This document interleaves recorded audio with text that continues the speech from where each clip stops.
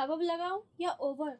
बहुत सारे बच्चे इसमें काफ़ी कंफ्यूज रहते हैं कि कब हमें सेंटेंस में अबव को यूज़ करना चाहिए और कब हमें ओवर का यूज़ करना चाहिए, क्योंकि दोनों का जो मतलब है वो ऊपर के लिए यूज़ होता है।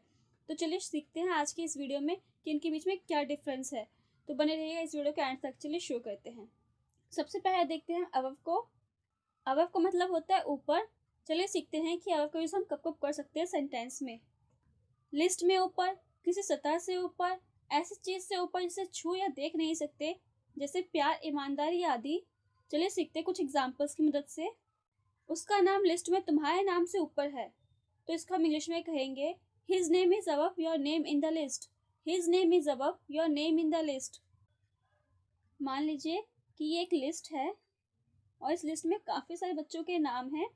मान लीजिए आपका नाम यहाँ पर है या फिर यहाँ पर है, और आप जिस बच्चे से कंपैरिजन कर रहे हैं उसका नाम यहाँ पर है। आप कह रहे हैं कि मेरा नाम इस बच्चे से ऊपर है, तो आपका जो नाम है इस बच्चे से ऊपर तो है, बट वो फिक्स्ड पोजीशन पे है, इसलिए हमने यहाँ पे अबव का यूज़ किया है। अब देखते हैं सेकेंड एग्जाम्पल की क्या है। लाइट आपके सिर के ऊपर है, तो हम इंग्लिश में कहेंगे light is above your head. Light is above your head. जैसे ये आप खड़े हैं और ये लाइट जो है ये आपके ऊपर है। जो आपका सर है उसके सरफेस के ऊपर। सरफेस उसे कहते हैं जिसके ऊपर आप कुछ रख सकते हैं, और अपने सर के ऊपर कुछ रख सकते हैं, तो इसलिए वो आपका सरफेस है। तो उसके ऊपर लाइट जो है वो मूविंग पोजीशन में नहीं है, वो फिक्स है, इसलिए हमने वहां पे यूज किया है अबव का। थर्ड एग्जाम्पल है पैसा प्यार के ऊपर है, यानी पैसा पहले है, प्यार बाद में है। आप इसे देख नहीं सकते हैं, बट ये एग्जिस्ट करती है इस दुनिया में। तो यहाँ पे हमने कहा पैसा प्यार के ऊपर है, तो money is above love. Money is above love. ये हमें दिखता नहीं है, बट ये एग्जिस्ट करता है, इसलिए हमने यहाँ पे यूज किया अबव का। अब देखते हैं ओवर। ओवर का मतलब भी ऊपर होता है। अब देखते हैं कि ओवर का यूज हम सेंटेंस में किस किस तरीके से कर सकते हैं। किसी चीज के ऊपर बिना छुए गतिशील अवस्था में। देखते हैं कुछ एग्जाम्पल्स की मदद से।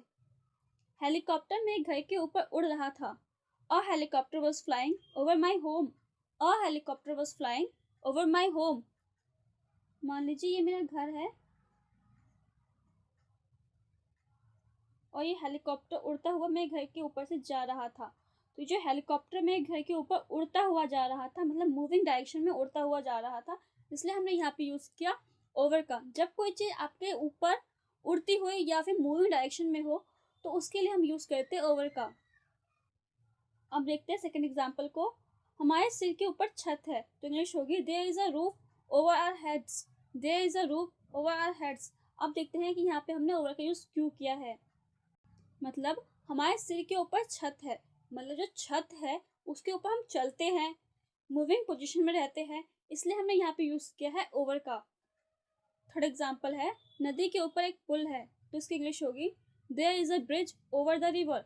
There is a bridge over the river. मतलब ये नदी है और इसके ऊपर एक ब्रिज है। तो ब्रिज के ऊपर से हो सकता है कि लोग चलते हो सकता है कि गाड़ियां चलती हो सकता है कि ट्रेन चलती हो, कुछ भी हो सकता है। मतलब जो भी चीज है वो मूविंग पोजीशन में है, वो चल रही है, वो वहां पे खड़ी नहीं है, इसलिए हमने यहाँ पे यूज किया है ओवर का। जब कोई चीज किसी चीज के ऊपर होगी और मूविंग पोजीशन में होगी, तो उसके लिए हम ओवर का यूज करते हैं। जब कोई चीज किसी चीज के ऊपर, किसी चीज के ऊपर मतलब फिक्स्ड हो, तो उसके लिए हम यूज करेंगे अबव का। और जब कोई चीज किसी चीज के ऊपर मूविंग पोजीशन में हो, मूव कर रही हो, तो उसके लिए हम यूज करेंगे ओवर का। आई होप आपको समझ में आ रहा है कि इनके बीच में क्या डिफरेंस है। जब कोई चीज फिक्स्ड है तो अबव, और जब कोई चीज मूविंग पोजीशन में है तो उसके लिए ओवर। आई होप आपको समझ में आ गया होगा। अब एक एग्जांपल आपके लिए। लिस्ट में सबसे ऊपर कौन है, इसका आंसर आप नीचे कमेंट से बताइए। If you like this video, please like, subscribe and share.